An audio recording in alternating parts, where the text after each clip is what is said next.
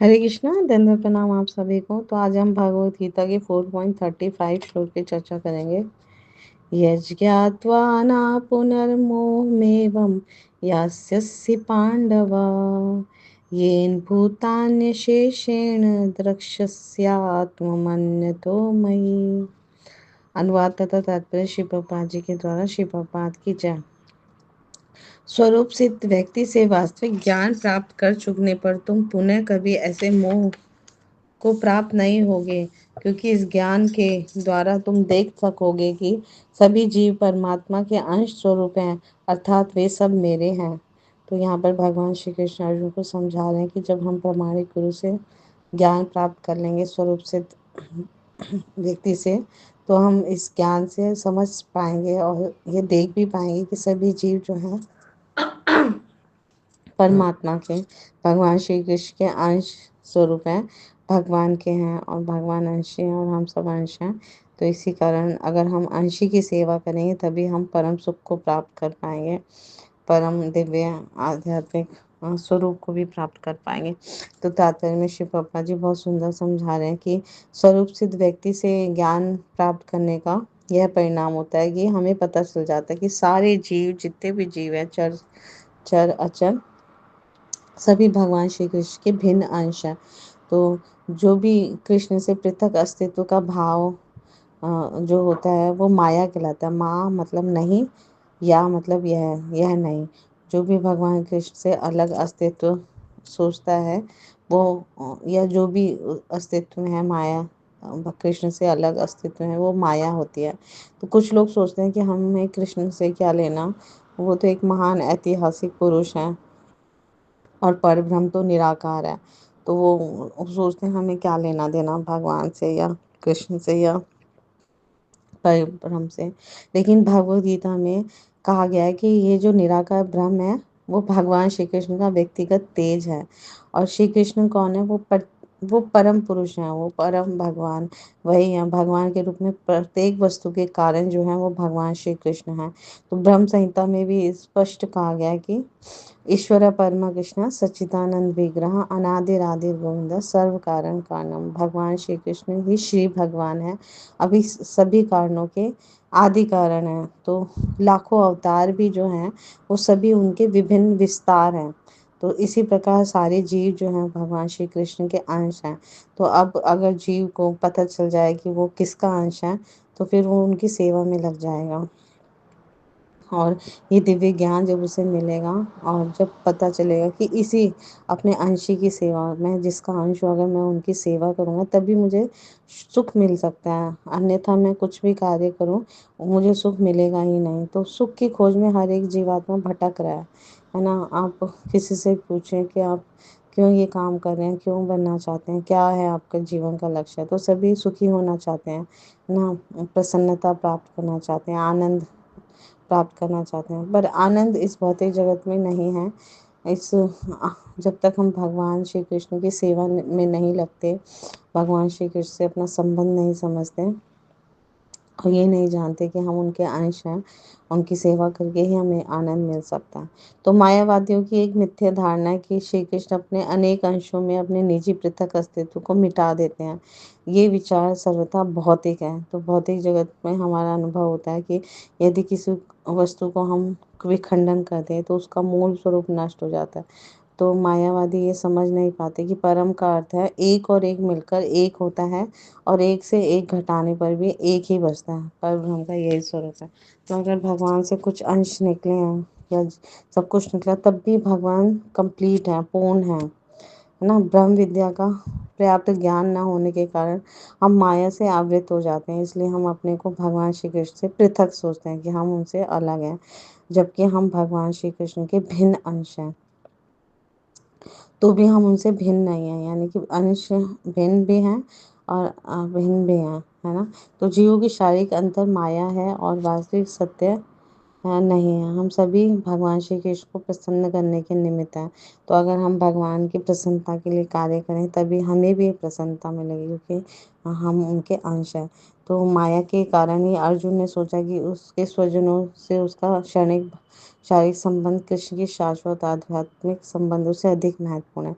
तो हम सभी का सबसे इम्पोर्टेंट, सबसे महत्वपूर्ण संबंध पहले भगवान से है, उसके बाद इस संसार में होता है। तो अगर हम भगवान की इच्छा अनुसार कार्य करें, उनकी प्रसन्नता के कार्य कार्य करें, तो सभी दूसरा जो भौतिक संसार के दूसरे व्यक्ति हैं, जीव हैं, वो अपने आप ही स्वतः प्रसन्न हो जाएंगे, क्योंकि सभी जीव उनके अंश हैं। तो भगवान अगर प्रसन्न है तो सभी जीव प्रसन्न हो जाएंगे। तो गीता का संपूर्ण उपदेश इसी और लक्षित है कि कृष्ण का नित्य दास होने के कारण जीव उनसे पृथक नहीं हो सकता। कृष्ण से अपने को विलग मानना ही माया कहलाती है। परभ्रम से भिन्न अंश के रूप में जीवों को एक विशिष्ट उद्देश्य पूरा करना होता है ना। उस उद्देश्य को भुलाने के कारण ही हम, मतलब कोई भी जीव जो है वो अनादिकाल से कभी मानव, कभी पशु, कभी देवता आदि देहों में 84 लाख योनियों में वो घूमता रहता है। हम उद्देश्य को भुला गए। हमारा उद्देश्य है भगवान श्री कृष्ण की प्रसन्नता, उनकी दासता, उनकी सेवा करना। तो ये ज्ञान हमें प्रामाणिक स्रोतों से जब मिल जाता है, तो हम वो अपना स्वरूप को समझ जाते हैं। परब्रह्म से भिन्न अंश के रूप में जीवों की एक विशिष्ट उद्देश्य पूरा करना होता है। उस ऐसे शारीरिक अंतर भगवान की दिव्य सेवा के विस्मरण से जनित है। लेकिन जैसे ही कोई कृष्ण भावनामृत के माध्यम से दिव्य सेवा में लग जाता है, तो इस माया से तुरंत मुक्त हो जाता है। ऐसा ज्ञान केवल प्रामाणिक गुरु से ही प्राप्त होता है। तो इस तरह वह इस भ्रम को दूर कर सकता है कि वह कोई भी जीव जो है वो कृष्ण के तुल्य है। ये भ्रम है, ये माया है कि हम भगवान के तुल्य हैं। पूर्ण ज्ञान यह है कि परमात्मा श्री कृष्ण समस्त जीवों के परम आश्रय है, और इस आश्रय को त्याग देने पर जीव माया द्वारा मोहित होते हैं, क्योंकि वे अपना अस्तित्व पृथक समझते हैं। तो इसलिए वो भगवान श्री कृष्ण को भूल जाते हैं। विभिन्न भौतिक पहचानों की वजह से वो भूल जाते हैं ना। जब उनको भौतिक जगत में अपना एक विभिन्न पद समझते हैं, अहंकार के के प्रभाव में वो भगवान श्री कृष्ण से अपना संबंध भूल जाते हैं जो शाश्वत हैं। तो ऐसे मोहग्रस्त जीव जब कृष्ण भावनामृत में स्थित होते हैं, तो इससे ये समझा जाता है कि मुक्ति पथ पर है। मुक्ति का अर्थ है भगवान श्री कृष्ण के नित्य दास के रूप में अपनी स्वाभाविक स्थिति पर होना, कृष्ण भावनामृत में होना। तो ये हमारे पर एक विशिष्ट कृपा है भगवान की।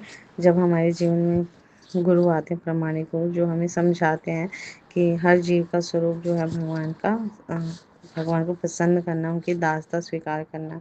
तो तत्वदर्शी गुरु जो है वो दिव्य ज्ञान प्रदान करते हैं। दिव्य ज्ञान का अर्थ होता है संबंध, अभिधेय और प्रयोजन। तो हमें समझना होगा, संबंध का मतलब होता है मैं जीवात्मा हूँ और मैं श्री कृष्ण का ही अंश हूँ, और मतलब हम ये शरीर नहीं है, हम आत्मा है, और हर आत्मा परमात्मा श्री कृष्ण का अंश होता है। तो ये है संबंध। दूसरा है प्रयोजन। प्रयोजन का अर्थ होता है मुझ जीवात्मा का लक्ष्य है भगवान श्री कृष्ण के प्रेम की प्राप्ति। तो ये हर जीवात्मा का यही लक्ष्य होता है कि कैसे वो कृष्ण प्रेम की प्राप्ति करें, और सबके हृदय में ये सुप्त रूप से रहता है ये लक्ष्य। पर जब हमें ज्ञान हो जाता है तो इस प्रयोजन के लिए हम कार्य करते हैं। तो अभिधेय का अर्थ है उस लक्ष्य की प्राप्ति के लिए किया गया साधन, जो है कि जो है हरे कृष्णा महामंत्र का नियमित संख्या पूर्वक जप करना।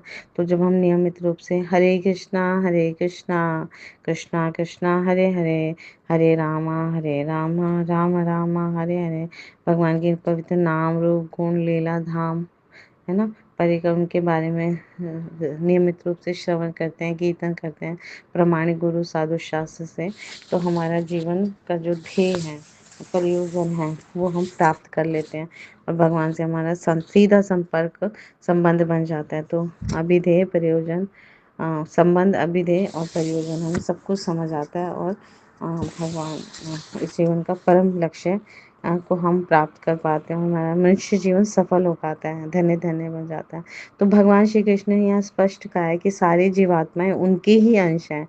हम जीवात्माएं ना तो माता पिता के अंश हैं, ना किसी देवी देवता, ना निराकार निर्विशेष ब्रह्म के, और किसी के भी नहीं। हम हमारे जो शाश्वत पिता हैं वो भगवान श्री कृष्ण हैं, हम उनके अंश हैं। और हर अंश जो है अपने अंश की जब सेवा करेगा तभी वो सुखी हो पाएगा। जैसे मनुष्य की संतान मनुष्य होती है, घोड़े की संतान घोड़ा होता है, तो भगवान श्री कृष्ण सच्चिदानंद है ना, तो उनकी संतान सारे जीवात्मा भी सच्चिदानंद है। तो सच्चिदानंद का अर्थ होता है सत चित और आनंद, इन तीन तत्वों से युक्त। सत का अर्थ होता है सनातन, जिसका ना कोई आदि है ना अंत है। तो जीवात्मा भी का भी सनातन है अस्तित्व। तो चित्त का अर्थ है ज्ञान में होना, मतलब सारी सारी चीज़ों का दिव्य ज्ञान होना, और आनंद मतलब आनंद में। तो भगवान श्री कृष्ण पूर्ण सच्चिदानंद विग्रह हैं, तो जीवात्मा उनका एक छोटे से छोटा अंश है। तो जैसे एक सोने का हार होता है, तो हार भी सोना है, और एक कण छोटा सा एटम सोने का वो भी सोना है। तो गुणों में हार और उसका कण दोनों ही समान है, परंतु मात्रा में अंतर है। तो कण कभी स्वयं से हार नहीं बन सकता, मतलब हार के लिए तो बहुत ज्यादा सोना चाहिए। तो ये भेद है जीवात्मा और श्री कृष्ण में। श्री कृष्ण वो सोने का हार है और जीवात्मा छोटा सा कण है। तो इस सिद्धांत को हम कहते हैं अचिंत्य भेदा भेद तत्व। तो ये तत्व ज्ञान है जो हमें हमारे प्रामाणिक गुरु समझाते हैं, देते हैं। तो इसलिए वो तत्वदर्शी गुरु हैं। तो हमें तत्वदर्शी गुरु के माध्यम से दिव्य ज्ञान प्राप्त करके भगवान श्री कृष्ण की प्रेम और भक्ति में लगकर अपना जीवन सफल बनाना चाहिए।